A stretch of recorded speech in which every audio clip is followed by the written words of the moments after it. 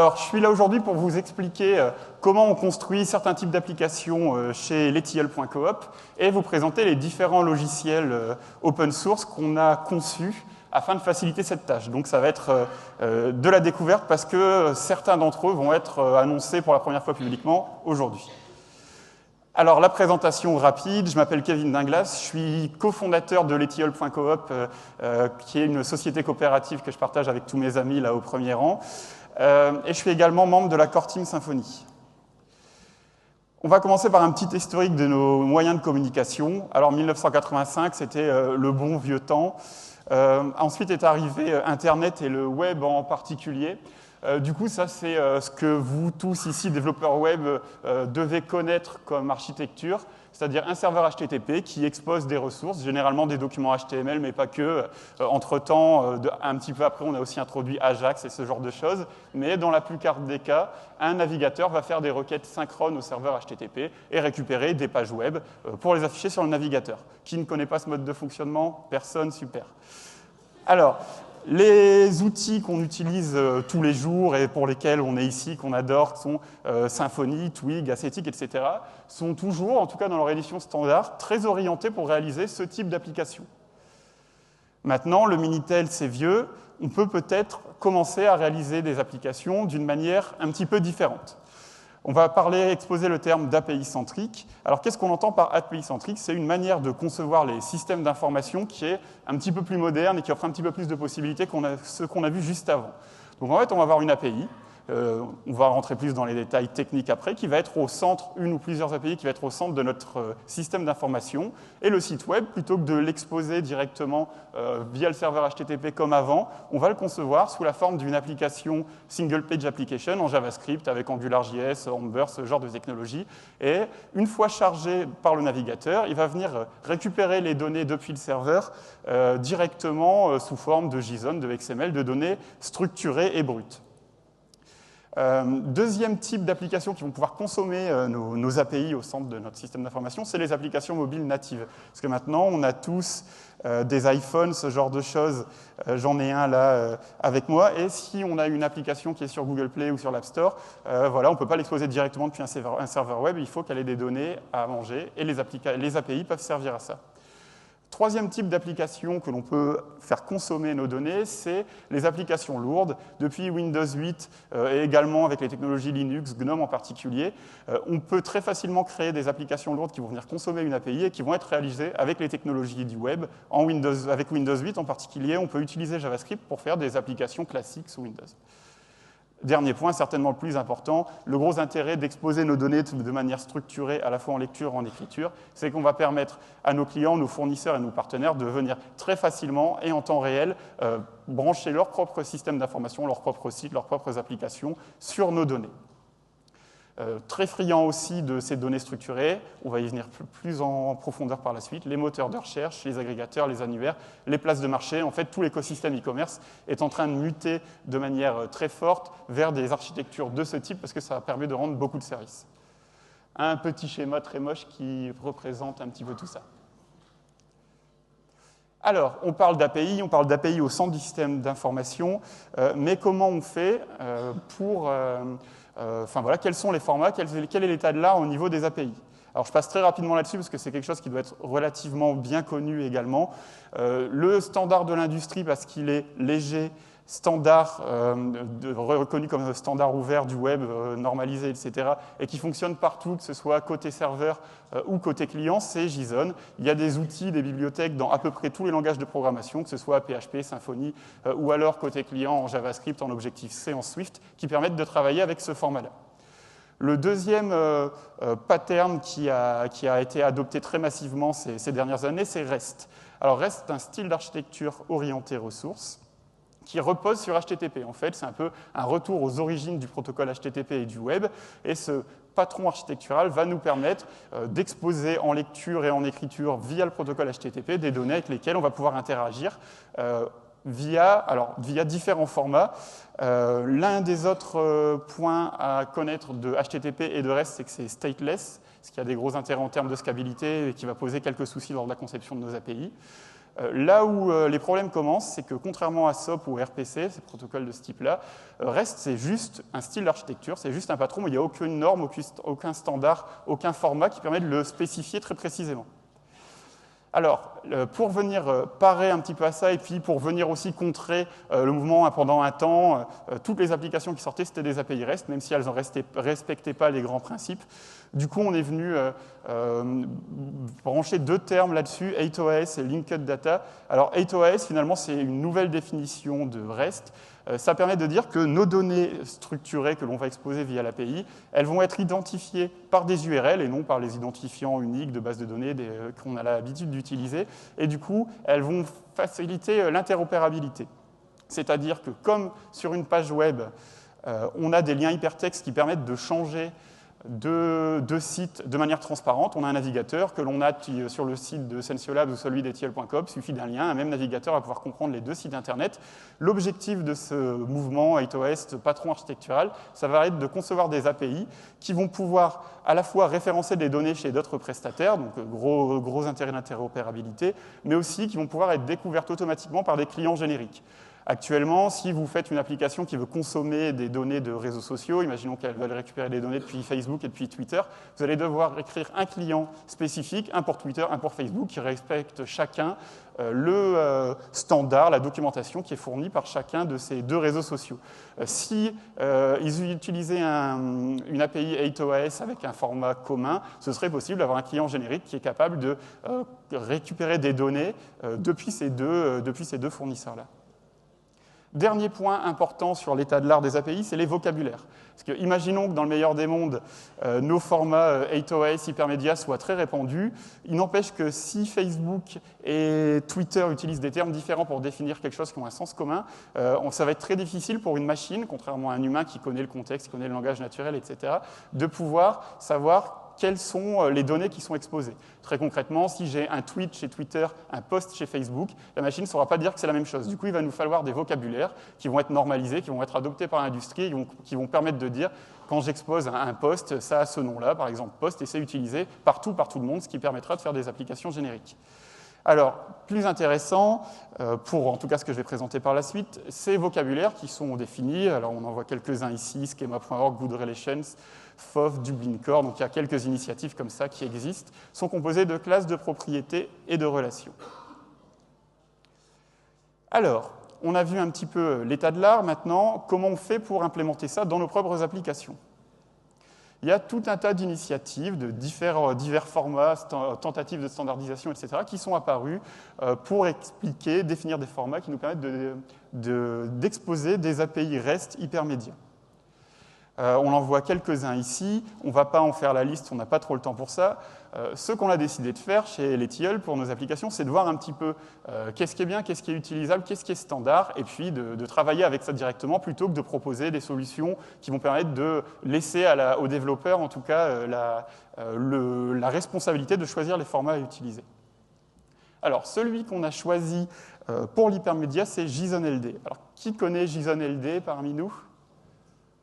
OK, on va le décrire rapidement.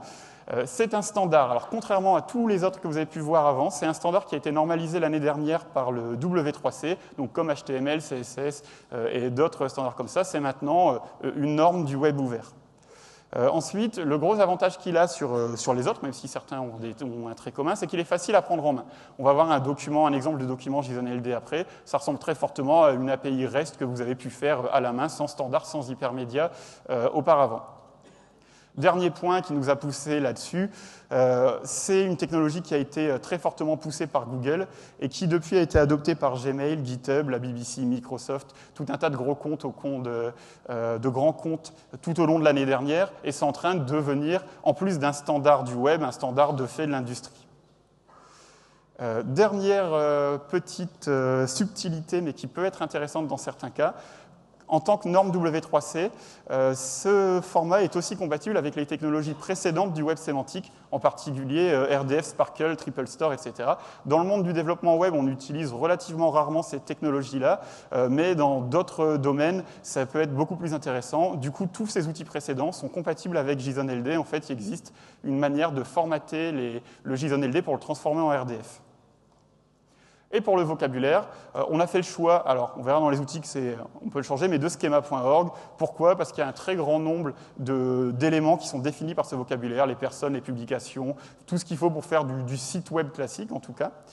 Ça a été créé et c'est pris en charge par Google, Bing, Yahoo et Yandex. Alors en fait, c'est un format qui a été un peu détourné, on va passer là-dessus, mais à la base, ça servait beaucoup pour le référencement. Maintenant, ça a été repris par le W3C et c'est adopté très massivement, en particulier parce que ça permet d'ajouter des données enrichies au site Internet pour des problématiques de référencement.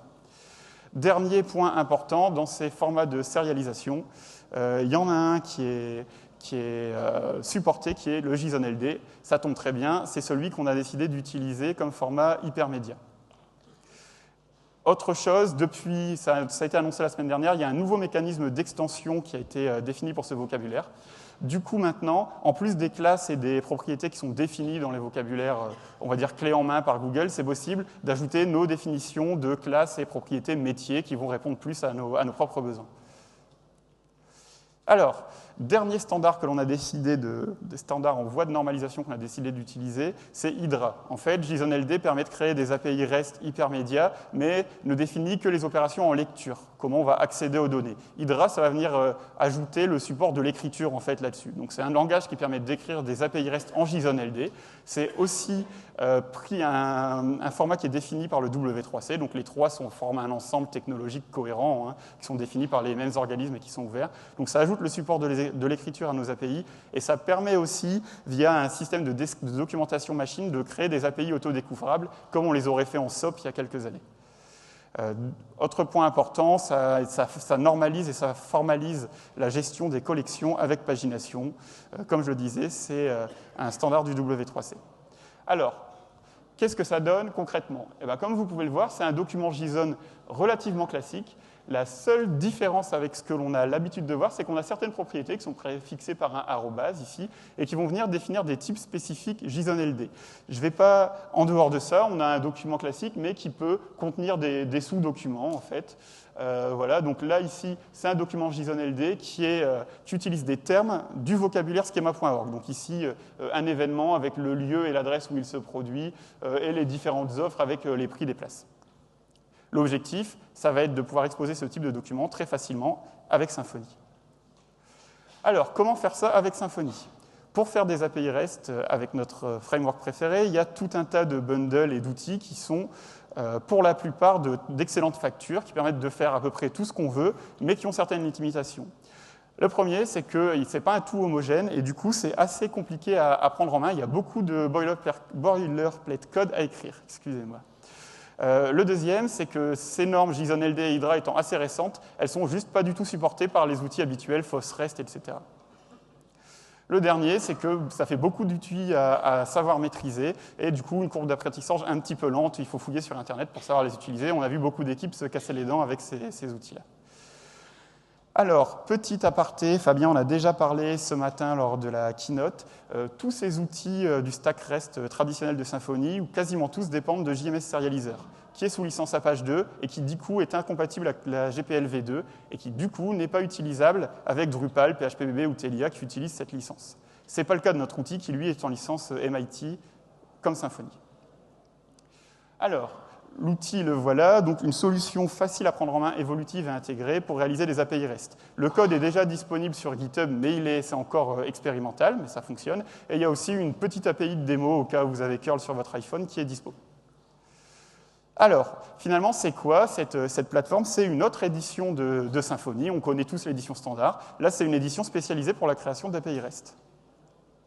Dedans, on a un générateur de modèles. On va y revenir plus en détail par la suite, qui utilise schema.org.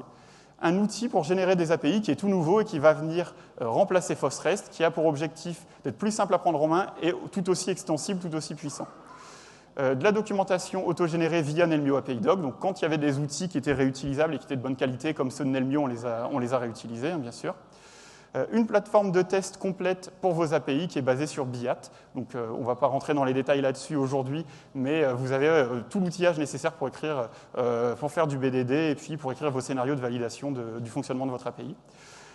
Une intégration aisée avec les différents modes d'authentification au cas où vous voulez faire des sites sur lesquels il faut se connecter. Donc, ça peut utiliser soit JSON Web Token, soit OAuth via 2 bundles communautaires également. La gestion des entêtes corse et du cache. Alors le cache, on ne va pas y revenir, mais en fait, ça utilise FOSS HTTP cache que vous avez pu voir en détail lors du talk de ce matin. Dernier point, c'est une édition de Symfony. Du coup, les outils d'édition standard, en fait, sauf Ascetic, sont présents et tous vos bibliothèques et bundles préférés peuvent être ajoutés, installés, utilisés avec Composer de la manière tout à fait classique. Comment ça s'installe? Alors, on n'utilise pas encore le nouvel installeur de Symfony, mais avec Composer, ça s'installe en tapant juste une simple commande. Donc voyons comment on l'utilise pour créer nos API REST. On va voir comment générer complètement, sans avoir d'intervention à faire, sans avoir de code à produire dans un premier temps, le modèle de données de notre application via cet outil qui s'appelle PHP Schema, qui est lui aussi disponible sur GitHub et dont la doc est déjà dispo. Alors, première étape, on va voir, c'est assez long, on va sur schema.org, on regarde les différents types qui sont définis. Là, par exemple, on regarde le modèle de données pour une personne, on va dire qu'on veut faire un carnet d'adresses. Dans un fichier de config, on note les différents types que l'on va vouloir utiliser dans notre modèle de données et les différentes propriétés que l'on veut utiliser. Alors, il existe tout un tas de customisations qui sont possibles de faire, je vous laisse vous référer à la doc pour ça. Étape 2, on lance une commande qui est fournie par l'outil afin de générer le modèle de données. Étape 3, il n'y en a pas, on a un modèle de données prêt à l'emploi qui est généré. Alors ce modèle de données va générer automatiquement les classes, les propriétés, les getters et les setters de nos classes d'entités PHP de notre application. Va nous fournir un mapping doctrine ORM complètement fonctionnel, donc on va pouvoir générer et utiliser la base de données grâce à ça.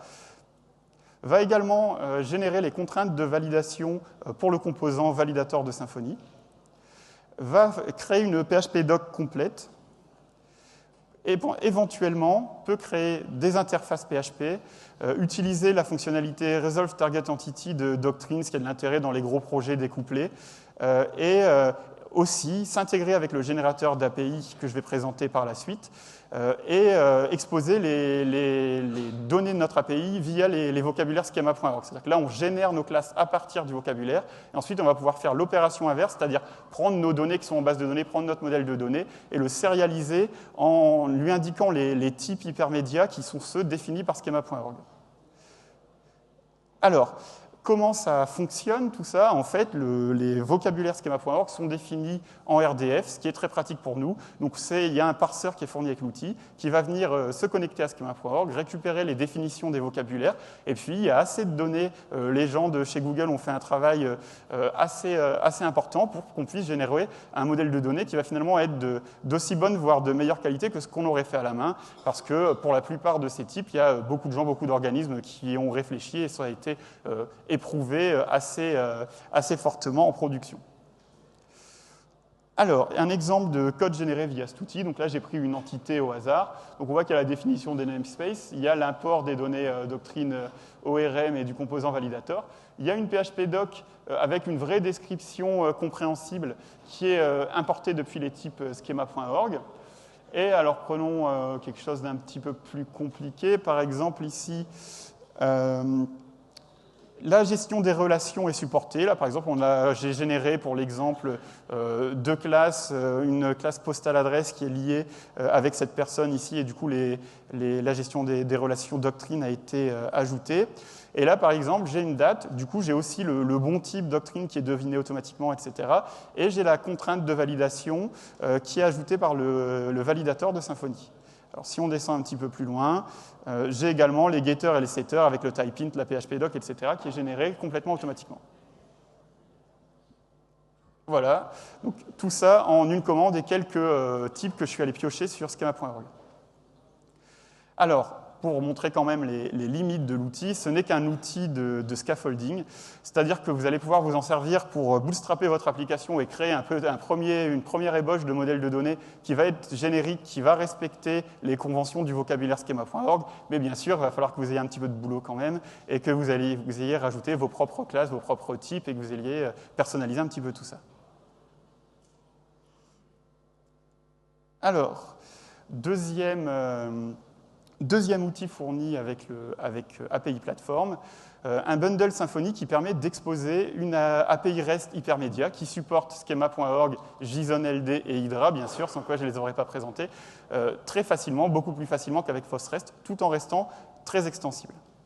C'est aussi disponible sur GitHub, il y a aussi un petit peu de doc qui a été écrite. Alors, comment on fait pour exposer notre type de données pour créer notre API? Eh bien, c'est tout simple. Je reprends la classe qui a été générée auparavant, ou alors la classe que j'ai fait à la main à l'ancienne de ma classe d'entité doctrine, et puis j'ajoute une définition de service dans mon fichier service.yml. Donc on voit ici le deuxième argument, finalement, c'est le seul qui est important. Je précise quelle est l'entité à exposer. Et pour les cas simples, c'est fini, on a une API complètement fonctionnelle, comme vous pouvez l'avoir sur le site de démo, qui va nous générer, qui va être utilisable directement. Alors, qu'est-ce que ça fait concrètement? Parce que là, je suis un petit peu flou. Ça utilise les métadonnées de nos entités qui sont déjà présentes, que vous avez déjà dû saisir ou alors que vous avez généré avec l'outil PHP Schema.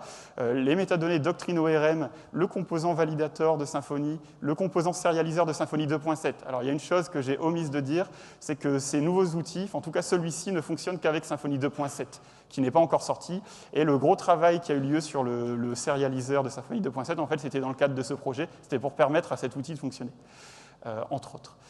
Du coup, la PHP doc, et vous pouvez venir enregistrer tous les loaders de métadonnées spécifiques que vous souhaitez. Alors, du coup, en quelques lignes, on a un CRUD complet avec les méthodes get, post, put et delete sur notre API qui sont générées, y compris les relations, que ce soit one, to one ou to many. La validation des données via le composant validator de Symfony et la sérialisation en JSON des erreurs via Hydra pour pouvoir les réutiliser côté client si nécessaire. La pagination des collections qu'utilise en fait, quand c'est possible, le paginateur de doctrine. Alors, on parle beaucoup de doctrine, mais en fait, il y a une couche d'abstraction qui est fournie avec le bundle, et si on veut utiliser à la place de doctrine, je ne sais pas, Elasticsearch ou bien MongoDB ou n'importe quelle source de données, on peut le faire. Par contre, il n'y a pas le support natif, il va falloir écrire vos propres classes, implémenter quelques interfaces, mais c'est tout à fait possible, ce n'est pas couplé à doctrine. La gestion des erreurs qui a été fait par Samuel qui est ici présent. Donc ça fait un petit peu écho au var debug, au debug dumper, etc. qu'on a vu tout à l'heure. En fait, au lieu de les serialiser en Twig, les erreurs qu'on va faire, ça va les serialiser en JSON. Alors, tout ça, il n'y a pas de routing, etc. à définir soi-même. Tout est généré automatiquement. Et les pluriels, etc., pour respecter les conventions REST, sont devinés automatiquement également. Il y a la gestion du filtre sur les propriétés, la gestion des tris des données sur les paginations, un point d'entrée hypermédia, je vais vous montrer un petit peu plus en détail après, la gestion transparente des dates, en fait, tout ce qui peut vous servir pour créer une API simple.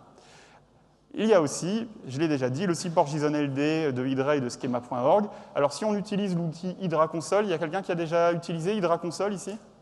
Non. Alors en fait, c'est un client générique qui supporte Hydra et JSON-LD qui a été fait par Google, enfin par un employé de Google pour être tout à fait exact. Et vous lui donnez en entrée l'URL d'un site ou d'une API qui supporte Hydra et JSON-LD, et automatiquement, il va venir vous créer de manière dynamique une petite interface d'administration pour cette API. Donc là, par exemple, alors on ne voit pas forcément très bien, mais il y a un formulaire de données sur l'API qu'on a généré, un formulaire pour créer, supprimer, éditer des données. Donc finalement, c'est une mini-admin, ce n'est pas utilisable en production, mais c'est plutôt une démonstration technique de ce qui est possible de faire avec l'hypermédia. Et du coup, avec notre outil, là, il n'y a vraiment eu que ce que j'ai fait dans les slides pour avoir ce résultat-là. Deuxième point intéressant, le bridge avec Nelmio API Doc qui va permettre de fournir une sandbox et puis une documentation utilisateur pour utiliser l'API sans client hypermédia, mais à l'ancienne, on va dire, de manière très facile. Alors, je dis depuis tout à l'heure que c'est complètement extensible. Il y a un système d'événements qui est spécifique à l'API. On peut aussi utiliser tous les événements traditionnels de Symfony sur lesquels on peut venir se plugger. Il y a le support des groupes de validation pour le formulaire qui permet déjà de venir jouer pas mal avec la validation des données. Il y a le support des groupes de sérialisation si on ne souhaite pas exposer toutes les propriétés de notre entité, si on veut avoir différents groupes, etc. Ça nécessite Symfony 2.7. Le support des structures imbriquées, je l'ai montré un petit peu tout à l'heure. La possibilité de créer des opérations personnalisées, là j'ai montré que par défaut il y a get, post, put et delete. Si on veut venir créer des méthodes personnalisées sur l'API, on va pouvoir le faire très facilement, juste en rajoutant quelques lignes dans le fichier de définition du service. On peut aussi intervenir directement sur les formats qui vont être possibles d'envoyer via le client REST en entrée et ceux qui vont être générés en sortie en se pluguant sur le composant serializer de Symfony pour venir créer des serialiseurs et des normaliseurs personnalisés et du coup exposer tous les formats dont on pourrait rêver. Il y a un système de filtre et de tri personnalisé. Par exemple, si on veut utiliser Elastic, si on veut faire des tris bizarres dans Doctrine ou autre, on peut se plugger là-dessus. Et on peut venir, si on a besoin des besoins encore plus poussés, étendre les classes de ressources qui sont fournies par le bundle et créer ses propres contrôleurs personnalisés, comme on le fait avec l'édition standard de Symfony, mais qui vont venir quand même bénéficier de toute la mécanique hypermédia fournie par le bundle. On n'a que 40 minutes, je suis déjà un petit peu short sur le slide, du coup je ne vais pas pouvoir présenter tout ça en détail, mais il y a des bribes de documentation, qui sont quand même assez complètes, sur GitHub. Quand est-ce que ça sort? Parce que c'est expérimental. Eh bien, le planning est calé sur celui de Symfony. Dès que Symfony 2.7 sera réalisé, c'est-à-dire dans un mois environ, la première version marquée, en tout cas taguée sur GitHub, on suit aussi SEMVer de la plateforme et du générateur d'API, seront disponibles sur GitHub. Malgré que ce soit encore expérimental, c'est pas quelque chose c'est quelque chose qui a vocation à aller en production. Et actuellement, on l'utilise déjà sur certains gros projets OTL. La société Exactworld l'utilise aussi, et nos amis de chez Smile ici présents ont commencé des projets qui utilisent ce système-là. Ça va encore évoluer. Bientôt, il y aura un site dédié au projet. Pour l'instant, il y a juste des pages sur GitHub, mais il va y avoir un petit peu de mise en forme, de la doc, etc. Il y aura également du support commercial qui sera disponible. Merci à tous pour votre attention. J'espère que je ne vous ai pas trop barbé avec tout ça, et je suis disponible pour vos questions.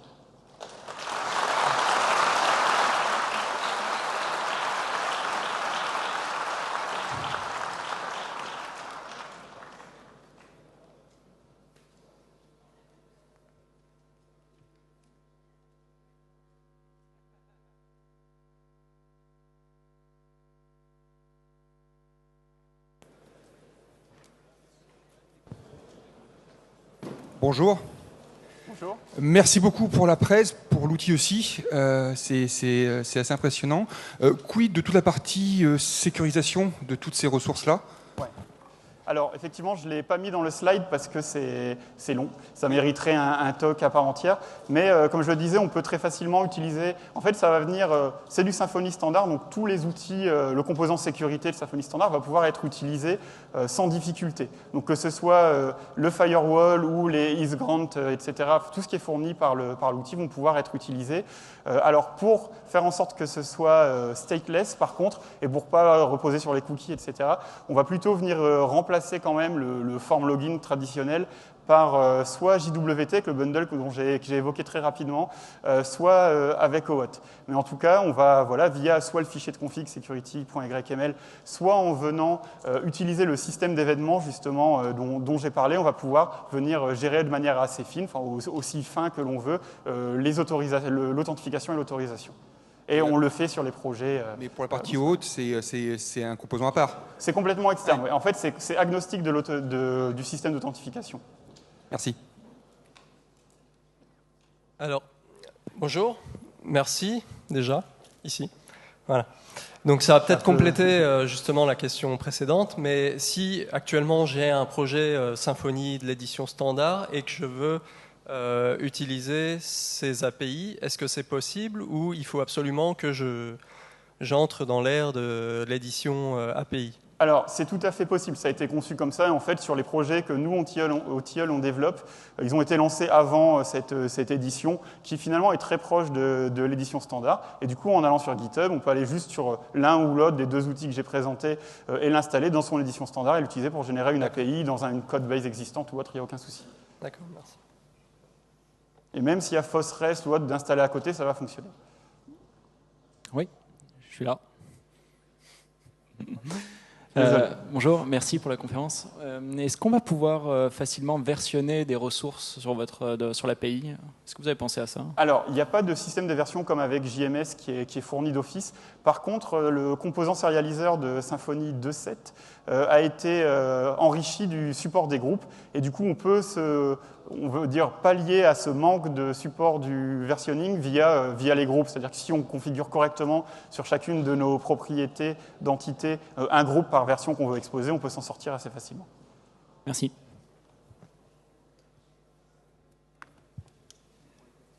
D'accord. Bon, merci à tous et j'espère vous voir utiliser ces outils très bientôt.